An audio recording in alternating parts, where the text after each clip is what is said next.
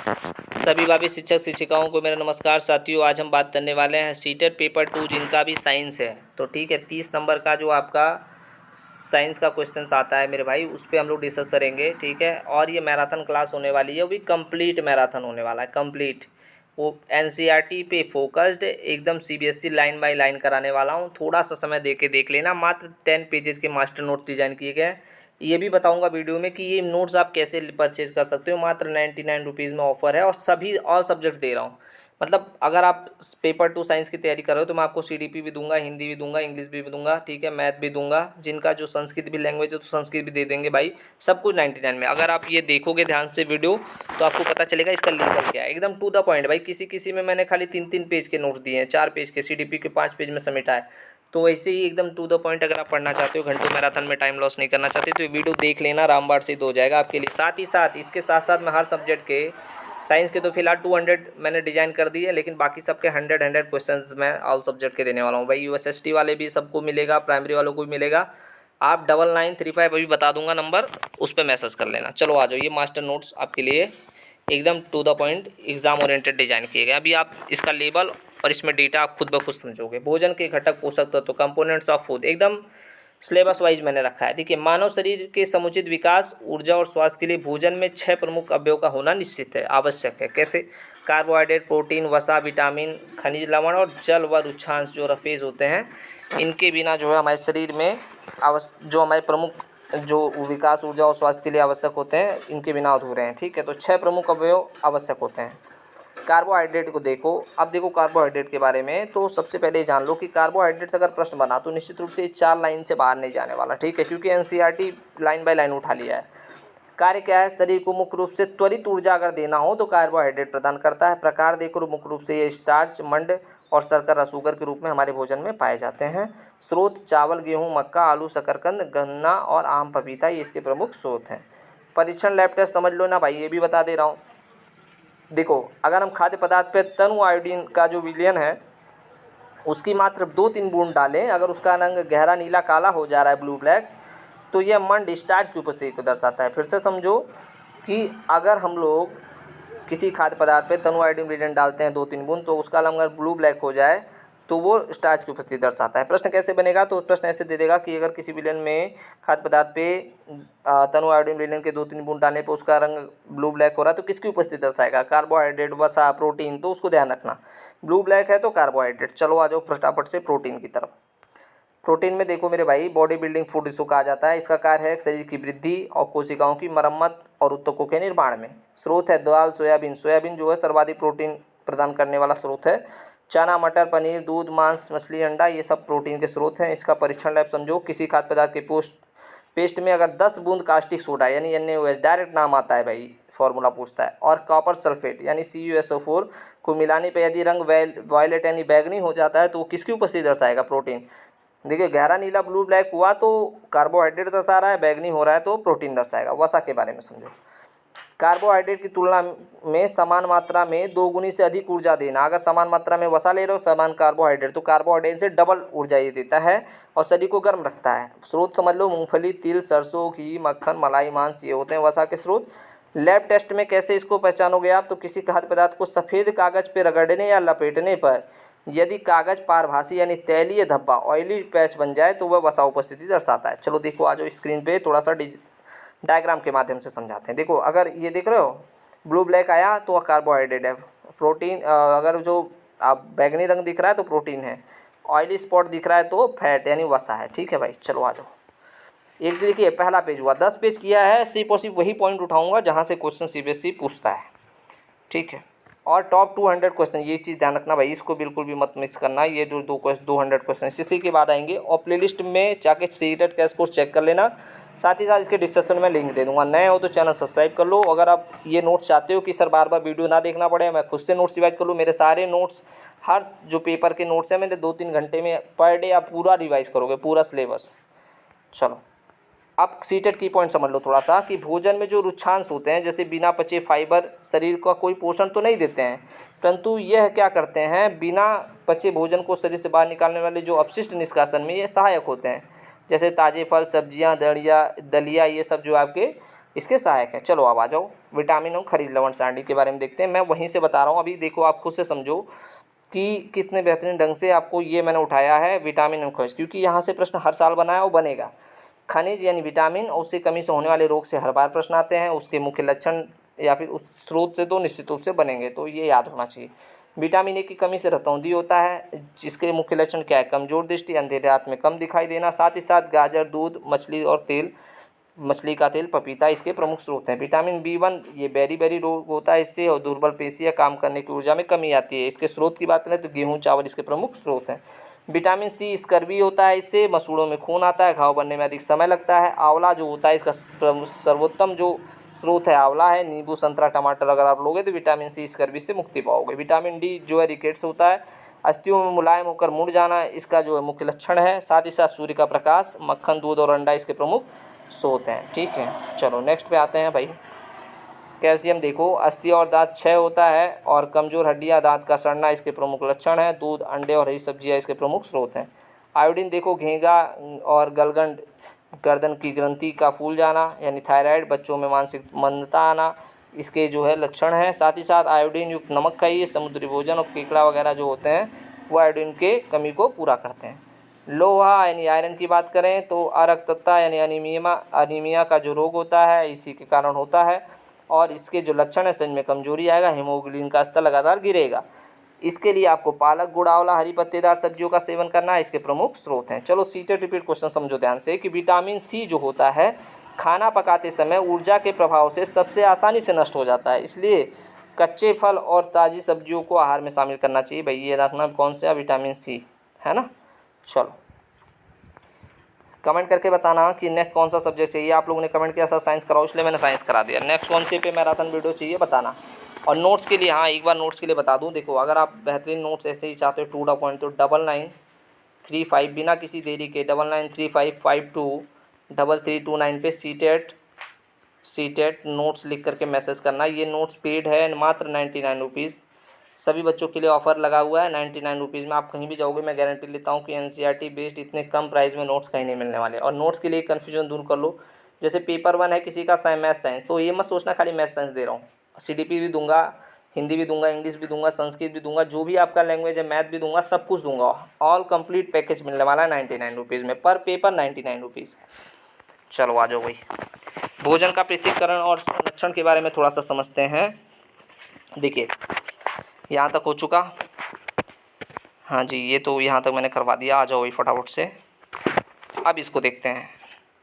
देखिए डायरेक्ट प्रश्न यहाँ से पूछे जाते हैं cleaning and preservation of food से। देखिए हस्तचयन जो होते हैं, हाथ से उठाकर बड़े आकार की अशुद्धि यानी पत्थर कंकड़ को अनाज से अलग करना, ये कौन सा विधि है, हस्तचयन।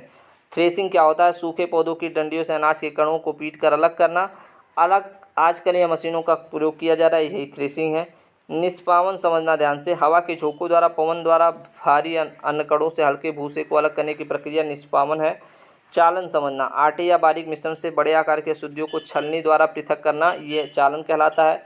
अवसादन समझ लो, मिश्रण में जल मिलाने पर भारी अवयव जैसे मिट्टी, रेत का तल में बैठ जाना, ये आपका अवसादन है। निस्तारण समझो, अवसादित मिश्रण से बिना हिलाए जल को ऊपर से उलेड़कर अलग करना, ये निस्तारण, ठीक है।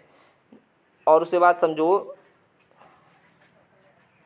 निष्पादन समझना ध्यान से, निस्तारण हो गया। अब निस्यंदन समझो, द्रव और अघुलनशील, देखो थोड़ा सा हल्का सा ध्यान से देखना भाई, द्रव और अघुलनशील ठोस को फिल्टर पत्र द्वारा अलग करना, उदाहरण चाय की पत्ती अलग करना, ये आपका निस्यंदन कहलाता है, ठीक है। चलो आ जाओ भाई, पार्श्वीकरण आता है एग्जाम में तो थोड़ा ध्यान से देखना, ठीक है। पार्श्वीकरण समझो, दूध को सूक्ष्मजीवों से मुक्त करने के लिए लगभग 70 डिग्री सेंटीग्रेड पर 15 से 30 सेकंड तक गर्म करने पर फिर एकाएक ठंडा करने पर इसको स्टोर किया जाता है। इसी की खोज लुई पास्चर ने की थी। कितने डिग्री सेंटीग्रेड, 70 डिग्री सेंटीग्रेड, 15 से 30 सेकंड। चलो आ जाओ भाई, अब आते हैं सामग्री एवं दैनिक उपयोग पदार्थ पे। यहाँ से क्वेश्चन कैसे बनता है समझो। देखो रेशे कितने प्रकार के होते हैं, 2 प्रकार के, प्राकृतिक रेशे और एक संश्लेषित यानी कृत्रिम रेशे होते हैं। ध्यान से देखना, प्राकृतिक रेशे जो पौधे और जंतुओं से मिलते हैं, और संश्लेषित यानी कृत्रिम रेशे जो होते हैं सिंथेटिक फाइबर जिनको कहते हैं, जो रसायनों से बनते हैं। ये इंपॉर्टेंट है, यहाँ से प्रश्न पूछा गया और आएगा, PYQ जाके देख लेना। कपास देखो, कपास के फल को कपास गोलक कहते हैं। कपास के बीजों से रेशों को पृथक करने की प्रक्रिया क्या कहलाती है, कपास ओटन गैनिंग कहते हैं। पटसन यानी जूट जो होते हैं पटसन के पौधे तने से प्राप्त होता है। जैसे जब पौधा पुष्पन अवस्था में होता है तो इसे काट कर पानी में सड़ाते हैं। ठीक है। रेशम सिल्क समझो, रेशम कीट जो है कोकून से प्राप्त होता है। रेशम कीट शहतूत की पत्तियों पर पाले जाते हैं। रेशम कीट पालन को सेरीकल्चर कहा जाता है। बहुत इंपॉर्टेंट है, ध्यान से देख लेना। फटाफट से आगे देखते हैं ऊन के बारे में। भेड़ बकरी पश्मीना बकरी या ऊँट के बालों से प्राप्त होती है। पश्मीना शाल लद्दाख की चांगपा जनजाति द्वारा पाली जाने वाली बकरियों उसके बालों से बनाए जाते हैं। ये सब बहुत इंपॉर्टेंट है, एकदम एनसीईआरटी का डेटा है। तो इसलिए मैं कह रहा हूँ, जैसे वीडियो आप बार बार नहीं देख सकते, लेकिन अगर आप ये नोट्स परचेज करके रखोगे तो कहीं भी आते जाते पेपर के एक दिन पहले भी पूरे नोट्स मेरे 2 से 3 घंटे में रिवाइज किए जा सकते हैं बहुत आसानी से। तो 99355233 पे मैसेज करना। आज हो भाई संश्लेषित रेशे देखते हैं। सिंथेटिक फाइबर नायलॉन जो है वो संश्लेषित रेशा है। रेयॉन संश्लेषित रेशा है। एक्रेलिक जो है वो भी संश्लेषित रेशे हैं। देखो नायलॉन समझो, प्रथम पूर्ण संश्लेषित रेशा कोल वाटर एयर से निर्मित। यह स्टील के तार से भी मजबूत होता है। पैराशूट और चट्टान की रस्सियों में इसका उपयोग किया जाता है। नायलॉन की बात कर रहे हैं, ठीक है। रेयान समझो, इसे कृत्रिम रेशा कहा जाता है। क्या कहा जाता है भाई, इसमें डेटा बहुत इंपॉर्टेंट है भाई। मात्र 10 पेज है तो सभी चीज़ें इंपॉर्टेंट, लेकिन ध्यान समझना। रेयान को क्या कहा जाता है, कृत्रिम रेशा कहा जाता है, आर्टिफिशियल सिल्क। यह कास्ट लुगदी वुड पल्प के रासायनिक उपचार से बनता है। एक्रेलिक क्या होता है, इसे कृत्रिम ऊन कहते हैं। यह प्राकृतिक ऊन से बनता है, इसको ध्यान रखना। ये बहुत प्राकृतिक ऊन से सस्ता होता है, बहुत इंपॉर्टेंट है। ये तीनों तो एकदम छपने वाले प्रश्न हैं। नेक्स्ट 3 पेज हो गए, आगे देखो। अब देखो धातु अधातु से हर बार प्रश्न आते हैं उनके भौतिक और रासायनिक गुण पे। देखिए भौतिक धातु है और अधातु है, तो भौतिक अवस्था समझो। धातु जो होते हैं वो मुख्यतः ठोस अवस्था में पाए जाते हैं, लेकिन इसका अपवाद समझ लो पारा जो होता है मरकरी, धातु होने के बाद भी ये द्रव अवस्था में पाया जाता है। ठीक है। अधातु जो होते हैं ठोस द्रव और गैस तीनों में पाए जाते हैं। ठीक है। ब्रोमीन जो है द्रव अवस्था में है, इसको ध्यान रखना। आघात वर्धनता समझो, पीट कर पत्ती चादर बनाई जाती है और सोना चांदी इसके उच्चतम उदाहरण है।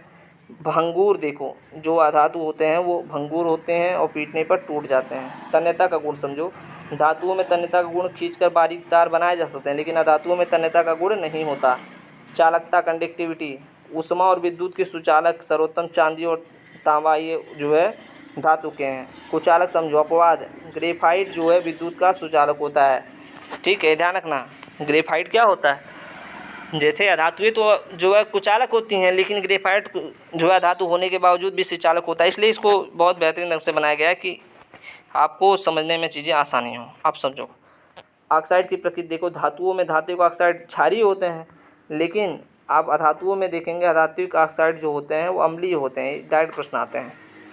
सीटेट के favourite question on mental activity समझो, सोडियम यानी Na और पोटेशियम यानी K अत्यधिक क्रियाशील धातु हैं जो हवा और जल के संपर्क में आते हैं आग पकड़ लेती है, इसलिए उन्हें मिट्टी के तेल में डुबो कर रखा जाता है।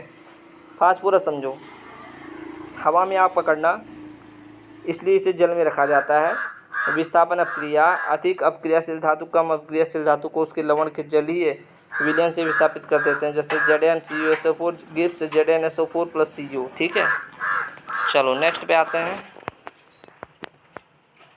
अम्ल क्षारक लवण एवं सूचक के बारे में पढ़ते हैं। देखिए आप देखेंगे स्क्रीन पे जो सीरियस कैंडिडेट हैं उनको पता होगा सिर्फ और सिर्फ जो most important very very important NCERT exam oriented fact है, बस वही चीज़ें आपको मैं 10 पेज में समेट रहा हूँ। अम्ल स्वाद में खट्टे होते हैं और नीले लिटमस को लाल कर देते हैं। क्षार स्वाद में कड़वे, स्पर्श में साबुन जैसे और लाल लिटमस को नीला कर देते हैं। ये डायरेक्ट पूछता है कि अगर नीले लिटमस को लाल में बदलना क्या कहलाता है, लाल लिटमस को नीले में बदलना की प्रक्रिया क्या कहलाती है। ये सब डायरेक्ट प्रश्न है एनसीईआरटी में, हर लाइन से प्रश्न है। ठीक है, अब देखो यहाँ से प्रश्न आपने देखा होगा निश्चित रूप से, अगर आपने पीवाई को सॉल्व किया होगा। देखिए अम्ल का नाम है एसिटिक अम्ल। कहाँ प्राकृतिक शोध क्या, सिरके में एसिटिक अम्ल पाया जाता है। चींटी के डंक और नेटल का डंक, इसमें फार्मिक या मेथेनाइक अम्ल पाया जाता है। ठीक, नेक्स्ट नींबू या संतरा खट्टे फल जो होते हैं इसमें साइट्रिक अम्ल पाया जाता है। दही और खट्टा दूध में लैक्टिक अम्ल पाया जाता है। पालक टमाटर में ऑक्जेलिक अम्ल पाया जाता है। आंवला खट्टे फल में स्कॉर्बिक अम्ल पाया जाता है। इमली अंगूर और कच्चे आम में टार्टेरिक अम्ल पाए जाते हैं। ठीक है, ये सब इंपॉर्टेंट है भाई, इसको समझ लेना। नेक्स्ट 5वें पेज पे बढ़ते हैं। सूचक या रंग परिवर्तन के बारे में समझो ध्यान से। देखो लिटमस लाइकेन से निस्मस जो होता है वो लाइकेन से निष्कर्षित प्राकृतिक सूचक अम्ल में लाल और क्षारक में नीला होता है। फिनोल्फ्थेलिन जो होता है संश्लेषित सूचक है, जो अम्लीय उदासीन विलयन में रंगहीन तथा क्षारीय विलयन को गुलाबी हो जाता है। हल्दी के बारे में सुनो, प्राकृतिक सूचक है, अम्ल में पीली रहती है, क्षारक में संपर्क के आते ही लाल भूरी हो जाती है। उदाहरण, साबुन लगाने पर कपड़े पर हल्दी का दाग लाल होना। उदासीनीकरण समझो, अम्ल और क्षारक की परस्पर क्रिया के कारण लवण और जल वाटर बनता है तथा ऊष्मा निर्मुक्त होती है। अम्ल क्षार लवण जल प्लस ऊष्मा। ठीक है, चलो अब आते हैं नेक्स्ट हमारे पॉइंट पे, उसको ध्यान से समझो। 1 सेकेंड। जीव जगत के बारे में थोड़ा सा देखते हैं। देखिए पौधों में जो है, 1 second,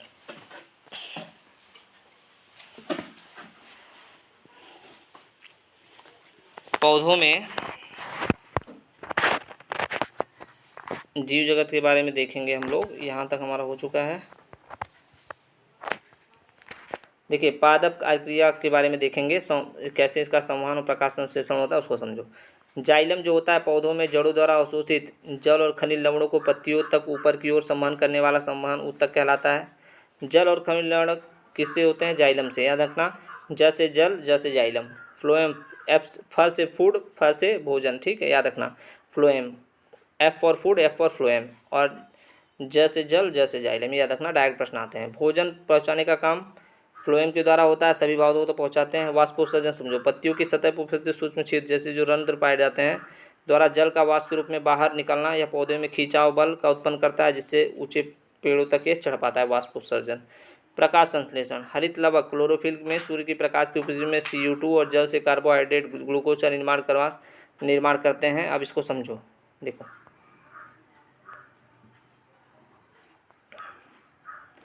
C6O2 plus 6H2O plus सूर्य का प्रकाश plus chlorophyll gives C6H12O, glucose plus 6CO2। आप देख सकते हैं यहाँ सारी चीज़ें आपको फिगर के माध्यम से दर्शाई गई हैं। प्रकाश संश्लेषण और रंध्र की संरचना। मानव पाचन समझो, पाचन क्रिया मुख गुहा से प्रारंभ होकर मलाशय गुदा तक फैली होती है। आहार नाल 9 मीटर लंबी होती है। मुख गुहा लार ग्रंथि में एमाइलेज या टाइलिन नामक एंजाइम निकलता है, जो मंड, स्टार्च और सर्कला माल्टोज में बदलता है। ये प्रश्न इंपॉर्टेंट है भाई, सभी इंपॉर्टेंट है। 10 पेज के जितने भी डेटा दे रहा हूँ सब इंपॉर्टेंट है। ठीक है, लार ग्रंथियों से एमाइलेज और टाइलिन एंजाइम निकलते हैं। सब चीज़ें देखते रहना। नए हो तो चैनल को सब्सक्राइब कर लो। अगला कौन से कुछ पे चाहते हो आप कमेंट करके बताना कि अगला कौन सा मैराथन कंप्लीट कराया जाए। ठीक है, चलो आ जाओ भाई। नेक्स्ट क्या कह रहा है? अमाशय के बारे में समझो। अमाशय स्टमक होता है, समझो। आकार का अंग अमाशय की भित्ति से 3 स्राव होते हैं। ध्यान से समझना, किस आकार का होता है? जे आकार का अमाशय होता है। ठीक।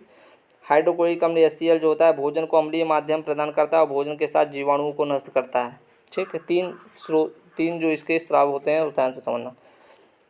पेप्सिन, आमाशय की भित्ति से अगर पेप्सिन निकल रहा है तो अम्लीय माध्यम में प्रोटीन का आंशिक पाचन करता है। श्लेष्मा जो होता है आमाशय की आंतरिक परत को HCl के क्षरण तथा से सुरक्षा प्रदान करता है। यकृत के बारे में समझो। लीवर के बारे में, शरीर की सबसे बड़ी ग्रंथि कौन सी है? लीवर है। यह पित्त रस यानी बाइल जूस प्रसारित करता है, जो पित्ताशय गाल ब्लेडर में संचित होता है। पित्त का रस वसा का इमल्सीकरण है। ठीक है, नेक्स्ट है अग्नाशय। अग्नाशय को समझो ध्यान से। अग्नाशय जो होता है पेनक्रियाज को थोड़ा सा समझो। अग्नाशयी रस स्रावित करता है, जिसमें ट्रिप्सिन यानी प्रोटीन हेतु और लाइपेज वसा हेतु एंजाइम होते हैं। क्षुद्रांश समझो। स्मॉल इंटेस्टाइन लगभग 7.5 मीटर लंबी अत्यधिक कुंडलित नली होती है। भोजन का पूर्ण पाचन और अवशोषण जो होता है यही होता है। इसकी आंतरिक भित्ति पर अंगुली नुमा प्रवर्ध यानी दीर्घ रोम विल्ली होते हैं, जो अवशोषण का पृष्ठीय क्षेत्रफल बढ़ाते हैं। बृहदांत समझो। लगभग 1.5 मीटर लंबी, यह अपचित भोजन से जल एवं कुछ लवणों का अवशोषण करते हैं। ठीक है, नेक्स्ट पे आ जाते हैं मानव परिसंचरण तंत्र एवं शोषण के बारे में आ जाते हैं। देखो आप ध्यान से। रक्त के घटक। प्लाज्मा रक्त का द्रव भाग 55%, जिसमें जल और पोषक तत्व होते हैं। लाल रक्त कोशिकाएं RBC, इसमें हीमोग्लोबिन होता है, जो ऑक्सीजन को सभी कोशिकाओं तक पहुंचाता है। RBC का जीवन काल 120 दिन होता है। श्वेत रक्त कोशिकाओं WBC की बात करें तो रोगाणु से लड़कर शरीर की प्रतिरक्षा करते हैं। पट्टिकाणु प्लेटलेट्स की बात करें अगर तो थक का ब्लड क्लोट जमाने में सहायक विटामिन K की आवश्यक होते हैं। रक्त वाहिकाएँ देखो ध्यान से, ये क्या होती हैं? Blood weasels. धमनी जो होता है, धमनी ऑक्सीजन समृद्ध रक्त को हृदय से शरीर के अंगों तक ले जाती है। दाब उच्च, मोटी और लचीली भित्ति। फुफ्फुस धमनी जो होती है, ये अपवाद है इसके, ठीक है, जो CO2 युक्त रक्त फेफड़ों तक ले जाती है, इसको ध्यान से देखना। सिरा देखो, CO2 समृद्ध रक्त को अंगों से वापस हृदय में लाती है। भित्ति पतली, कपाट उपस्थित होते हैं, ये अपवाद है, और शुद्ध ऑक्सीजन युक्त रक्त लाती है, ठीक है, इसको थोड़ा सा ध्यान से देख लेना। नेक्स्ट, श्वसन के प्रकार समझो। देखिए, आप इसको खुद से बहुत बेहतरीन ढंग से सारी चीज़ों को समझ और पढ़ सकते हो मल्टीपल टाइम, तो आप जो है नोट्स परचेज कर लो, आराम से उसका रिवीजन करते रहना, ठीक है। वायवीय श्वसन देखो क्या होता है। O2 की उपस्थिति में ग्लूकोज का पूर्ण विखंडन, CO2 + H2O + अत्यधिक ऊर्जा 38 ATP। अवायवीय श्वसन समझो। O2 की अनुपस्थिति में ईस्ट में एथिल अल्कोहल CO2 + ऊर्जा किण्वन फॉर्मेशन में सहायक होता है। मानव पेशियों में अत्यधिक व्यायाम के समय O2 की कमी से ग्लूकोज का पूर्ण विखंडन। लैक्टिक अम्ल बनता है जिसमें पेशियों में ऐंठन। क्रैम्प्स होती हैं। गर्म पानी से स्नान या मालिश से रक्त संचार बढ़ता है और आराम मिलता है। बस 4 पेज और है मेरे भाई। चलो देखो, गति, बल एवं दूरी, मोशन, एकदम सिलेबस वाइज एक एक टॉपिक से बना दिया है क्वेश्चंस, ठीक है। और टॉप 200 क्वेश्चंस VVIP जो टॉप 200 क्वेश्चंस है मेरे भाई, उसकी सीरीज़ भी मैं करवा दूंगा, कमेंट करके बता देना। और नोट चाहिए तो आपको नंबर मैंने बता दिया, उस पर कमेंट करना, कनेक्ट कर लेना, ठीक है। गति एवं बल दूरी के देखो, गति के प्रकार एवं मापन समझो। सरल रेखीय गति जो होती है, वस्तु को सीधी रेखा में गमन करना। उदाहरण, सीधी सड़क पर गति की परेड करना, सैनिक गुरुत्व के अधीन गिरता पत्थर, सब कुछ जो है आपका किसके प्रकार हैं, ये सरल रेखीय गति के प्रकार हैं। वर्तुल या वृत्तीय गति समझो, सर्कुलर मोशन। सर्कुलर मोशन में वस्तु किसी नियत बिंदु से समान दूरी पर वृत्ताकार पथ गति करती है, जैसे पंख की पंखुड़ियों की गति, घड़ी की सुइयों की गति। आवर्ती गति क्या होता है, जब कोई वस्तु एक समय अंतराल के बाद अपनी गति को दोहराता है। उदाहरण, सड़क, लोलक, पेंडुलम की गति, झूले की गति, सितारे की खींची गई डोरी। मतलब एक वस्तु जो होता है, कोई वस्तु एक निश्चित समय अंतर के बाद अपनी गति को पुनः दोहराएगा, तो वो आपका आवर्ती गति हो गया। घूर्णन गति समझो, वस्तु अपने ही अक्ष पर घूमती है। उदाहरण, कुम्हार का चाक, पृथ्वी का अपने अक्ष पर घूमना, ये सब।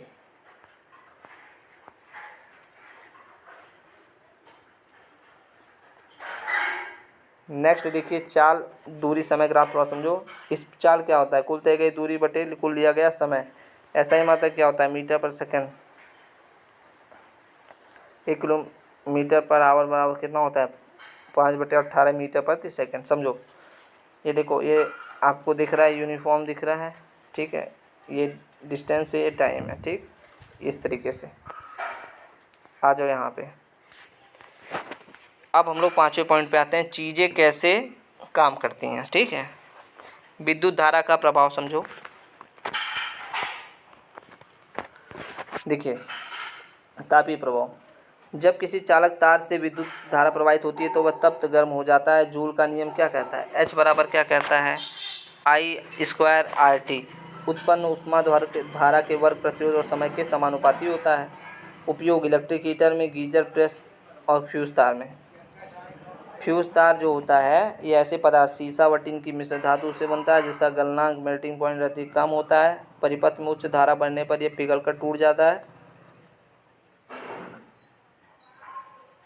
दुर्घटना से बचाता है, ठीक है। चुंबकीय प्रभाव समझो, चालक तार में धारा बहने पर उसके चारों ओर चुंबकीय क्षेत्र उत्पन्न होता है। इसकी खोज हंस क्रिश्चियन ऑर्स्टेड ने की थी। विद्युत चुंबक समझो, नरम लोहे की छड़ पर इंसुलेटेड तांबे के तार को लपेटकर जब धारा प्रवाहित की जाती है तो अस्थायी चुंबक की भांति कार्य करता है। धारा बंद करने ही चुंबक तत्व समाप्त हो जाते हैं, जैसे क्रेन, विद्युत घंटी, ये सब। रासायनिक प्रभाव समझो, किसी चालक विलयन में धारा प्रवाहित करने पर रासायनिक प्रक्रिया होना, जैसे विद्युत लेपन, ये सब इसके कारण होता है, ठीक है। चुंबकत्व के नियम व गुण समझो। प्रत्येक चुंबक के 2 ध्रुव होते हैं, उत्तरी ध्रुव और दक्षिणी ध्रुव, ठीक है, नॉर्थ पोल और साउथ पोल, ठीक। अब ध्रुवों की कभी अलग नहीं किया जा सकता, ध्यान रखना। स्वतंत्र रूप से लटकाया गया चुंबक हमेशा उत्तर दक्षिण दिशा उत्तन जश्न दिशा में आकर रुकता है। दिशा सूचक यंत्र कपास में प्रयुक्त है। ठीक, 7 पेज हो गए, 8वें पेज की तरफ बढ़ते हैं। ठीक है, फटाफट से देखो, 2 पेज और रह जाएंगे। समान ध्रुव लाइक NNSS में हमेशा प्रतिकर्षण होता है। असमान ध्रुव जैसे कि NS, इसमें क्या होता है, ये अगर असमान ध्रुव है तो आकर्षण होगा और अलग अलग है तो प्रतिकर्षण होगा। ठीक है, चलो सीटेट कौन सा समझो। प्रतिकर्षण ही किसी वस्तु के चुंबक होने का निश्चित परीक्षण टेस्ट है, क्योंकि आकर्षण एक समान लोहे के टुकड़े के साथ भी हो सकता है। ठीक, नेक्स्ट क्या कर रहा है, छठा पाठ।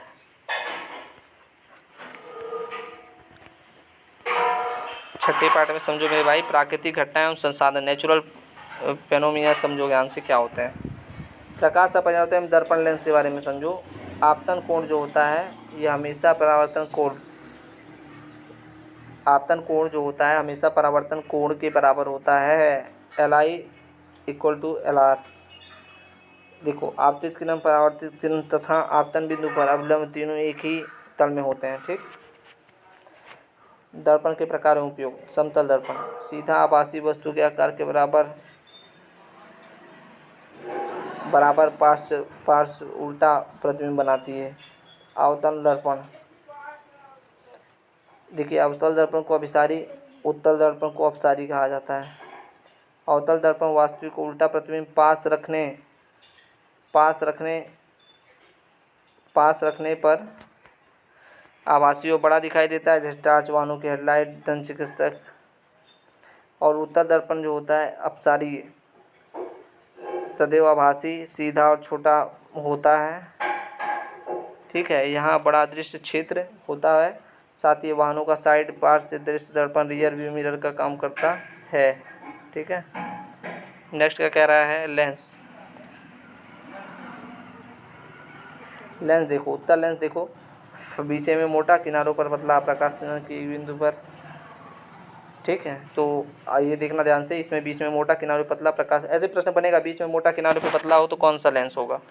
तो प्रकाश किरणों को एक बिंदु पर एकत्रित करता है, आवर्धक लेंस के रूप में प्रयोग होता है। अब अवतल लेंस समझो, बीच में पतला, किनारों पर मोटा, ये आभासी, सीधा और छोटा प्रतिबिंब बनाता है। ठीक, नेक्स्ट क्या है भाई, 8वां पेज समझो ध्यान से। ध्वनि उत्पादन एवं संचार विशेषता समझो। ध्वनि कंपित वस्तुओं द्वारा उत्पन्न होती है, इसे संचरण के लिए माध्यम ठोस, द्रव, गैस की आवश्यकता होती है। ध्वनि निर्मित में गमन नहीं कर सकती है। संचरण की तीव्र गति देखो, ठोस, द्रव, गैस। वायु में ध्वनि की चाल 343 मीटर पर सेकेंड। ठीक है, नेक्स्ट क्या कह रहा है,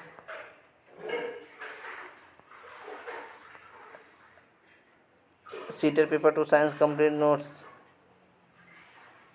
देखिए आयाम के बारे में समझिए। कंपन के अधिकतम विस्थापन को आयाम कहते हैं। ध्वनि की प्रबलता आयाम के वर्ग पर निर्भर करती है। ठीक है, यानी हम अगर देखें तो लाउडनेस जो होता है वो क्या होता है भाई, ये किसके बराबर होता है, तो समझना कि जो लाउडनेस होता है ये प्रोपोर्शनल टू एम्पलीट्यूड होता है। ठीक है, यानी सीधे तौर पे समझ लो आप कि ये क्या होता है, ध्यान से बताओ क्या होता है भाई सभी लोग। तो ये ध्यान रखना कि ये जो लाउडनेस होता है वो प्रोपोर्शनल टू एम्पलीट्यूड की वर्ग के होता है। ठीक है, मात्रक इसका जो है डेसिबल है। 80 डेसिबल से अधिक ध्वनि शोर बनती है। आवृत्ति समझो, प्रति सेकंड होने वाली दोनों की संख्या का मात्रक हर्ट्ज है। ध्वनि का तारों तीव्रता जो होती है आवृत्ति पर निर्भर करता है। उच्च आवृत्ति बराबर उच्च तारकत्व। ठीक है, जैसे महिला, बच्चे की आवाज़ का तीखा होना, ये सब। ठीक है, श्रव्यता सीमा समझो, मानक का 20,000 हर्ट्ज से 20,000 हर्ट्ज तक। ठीक है, ये ध्यान रखना 20 हर्ट्ज से 20,000 हर्ट्ज तक ये है, ये कई बार पेपर में आता है। 20 हर्ट्ज से कम अश्रव्य या अवश्रव में चले जाते हैं, इंफ्रासोनिक। 20,000 हर्ट्ज से अधिक पराश्रव्य अल्ट्रासोनिक में चले जाते हैं, चमगादड़, डॉल्फिन द्वारा ये होता है। तो ये सभी इंपॉर्टेंट है भाई आपके लिए। आ जाओ भाई, मैंने कहा था पेडागोजी करवाएंगे, तो ठीक है, पेडागोजी के भी 10 नंबर आएंगे। 20 तो उधर हो गया, 10 इधर करवा देते हैं। विज्ञान की प्रकृति एवं दृष्टिकोण समझो। विज्ञान की प्रकृति जो होती है ना, केवल तथ्यों का संग्रह नहीं है, बल्कि यह जानने और खोजने की एक विधि है। ठीक है, विज्ञान गतिशील और परिवर्तनशील, साक्ष्य आधारित तथा वस्तुनिष्ठ होता है। ठीक है, वैज्ञानिक दृष्टिकोण समझो, खुले दिमाग से सोचना, साक्ष्यों का विश्वास करना, ठीक, अंधविश्वासों का सवाल उठाना और सफलता के से सीखना। एनसीएफ 2005 के अनुसार विज्ञान शिक्षण को बच्चों के दैनिक जीवन पर्यावरण अनुभव को जोड़ना है। उच्च प्राथमिकता विज्ञान को अलग विषय जैसे फिजिक्स, केमिस्ट्री, बायोलॉजी में बदलने के स्थान पर एकीकृत दृष्टिकोण इंटीग्रेटेड अप्रोच थीम्स बेस्ड पढ़ाना चाहिए। परीक्षा प्रणाली को अधिक लचीला बनाएं और परीक्षा प्रणाली को अधिक लचीला बनाना और रटने की प्रवृत्ति को खत्म करना इसका मेन उद्देश्य है। विज्ञान प्रक्रिया कौशल के बारे में देखो, विज्ञान की प्रक्रिया और कौशल ध्यान से देखना। सीटेट में सीधे प्रश्न पूछा था, कौन सा कौशल प्राथमिक और उच्च प्राथमिक स्तर विकसित किया जाना चाहिए, ठीक है। अवलोकन, इंद्रियों द्वारा घटनाओं को ध्यानपूर्वक देखना और नोट करना चाहिए। वर्गीकरण, समानताओं और अंतरों के आधार पर वस्तुओं को बांटना। मापन, सही उपकरणों का उपयोग करके सटीक आंकड़े एकत्र करना। चौथा क्या है, अनुमान और पूर्वानुमान लगाना। पूर्व ज्ञान के आधार पर प्रक्रियाकृत, देखो यहाँ ध्यान से, अनुमान और पूर्वानुमान क्या होता है, पूर्व ज्ञान के आधार पर संभावित परिणाम बताना, ये अनुमान का काम है। निष्कर्ष निकालना, प्रेक्षण आंकड़ों के विश्लेषण से परिणाम तक पहुँचना, ये निष्कर्ष निकालना है। चर नियंत्रण एवं परिकल्पना परीक्षण क्या होता है, एक चर को बदलना और बाकी को स्थिर रखना, ठीक है। प्रमुख शिक्षण विधियाँ समझो, ठीक है। देखो एक पेज और रह गया मेरे भाई। आगमन विधि देखो, उदाहरण से नियम क्यों, भाई आएगा ही आएगा यहाँ से। छात्र स्वयं उदाहरण से विश्लेषण करके नियम बनाते हैं और उनके सीखने सर्वोत्तम है, ठीक है। निगमन विधि, निम्न से उदाहरण की ओर, ठीक, पहले सूत्र जैसा नियम बता दिया जाता है, फिर हल करते हैं, सही समय की बचत, ठीक है। खोज या अनुसंधान विधि, इसके जो खोजकर्ता थे HE अनुष्ठान थे, विद्यालयों को एक स्वतंत्र खोजकर्ता की आवश्यकता है, ठीक है। नेक्स्ट क्या कह रहा है, समस्या समाधान विधि वैज्ञानिक विधि पर आधारित है। समस्या की पहचान करना, परिकल्पना का निर्माण करना, प्रयोग करना, परीक्षण करना, उत्कर्ष निष्कर्ष देना, ठीक। नेक्स्ट है परियोजना विधि, विलियम किलपैट्रिक सामाजिक वातावरण में सहयोगात्मक रूप से वास्तविक जीवन की समस्याओं का समाधान कर रहे हैं। नेक्स्ट कह रहा है मूल्यांकन एवं निदान उपचार, इसमें ध्यान से देखना। सतत एवं व्यापक मूल्यांकन समझो क्या होता है। देखो, केवल ज्ञानात्मक ही नहीं बल्कि भावनात्मक और मनोप्रेरणात्मक पक्षों का आकलन करना। पोर्टफोलियो, बच्चों के समय के साथ हुए विकसित कार्य के नमूने, चित्र और रिपोर्ट की एक अवस्थित संग्रह जो है पोर्टफोलियो में होता है। निदानात्मक परीक्षण समझो, शिक्षण अधिगम प्रक्रिया के दौरान छात्र को सीखने संबंधी कठिनाइयाँ, अंतराल और गलत अवधारणाओं की पहचान करना, इसके अंतर्गत आता है। उपचारात्मक शिक्षण, निगात्मक परीक्षण में पाई गई कमियों को दूर करने के लिए विशेष शिक्षण रणनीतियाँ अपनाना, ठीक है। नेक्स्ट भाई, इसी के साथ ये पूरा 10 पेज खत्म हो गया। अगर आप चाहते हो कि हाँ सर मुझे ये नोट चाहिए क्योंकि मैं बार बार वीडियो नहीं देख सकता, तो भाई 993535523329, ठीक है। इस पर आप मैसेज करके सीटेट नोट्स करना। हर सब्जेक्ट के 99 रुपीज़ में अभी समय बचा हुआ है, जा करके अपनी तैयारी बेहतरीन करो और मिलते हैं नेक्स्ट वीडियो में जल्दी, ठीक है। तो आप लोग सभी सब्जेक्ट्स के नोट हिंदी मीडियम के अवेलेबल हो गए हैं, ठीक है। चलो बहुत बहुत धन्यवाद। माँ सरस्वती आप सभी लोग जो देख रहे हो जरूर नियमित रूप से चयनित हो, धन्यवाद।